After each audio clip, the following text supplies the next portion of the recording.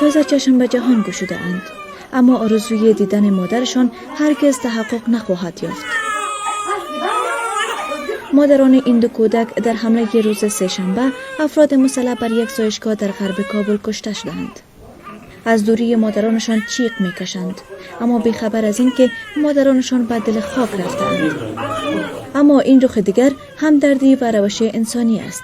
بانوانی که به شفاخانه اتاتورک آمدند تا به کودکانی که مادرانشان در پیش چشمان نیمه بازشان جان باختند شیر دهند، میگویند همدردی با کودکان ناگزیرشان کرده است تا فرزندانشان را در خانه بمانند و به داد اینان برسند. من امروز آمدم به خاطر که برای طفلا شیر بیتم، چون مادرای خود در حادثه خونین دیروز از دست داده.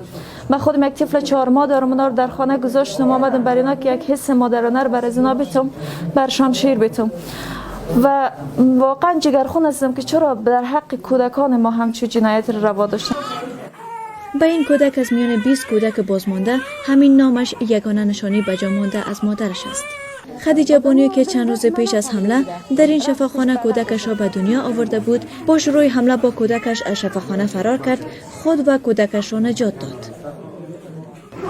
که نفر ما داخل شد، اما سوای اول سر از نکشید، باز نزد، باز نفر دیگر زد، باز دیگر زد، 3 نفر بدید اتاق، باز امو اردو زد، من نفهمیدم دیگر، رفت پشت پرده کشید، پشت پرده کشید زیاد زد نفر.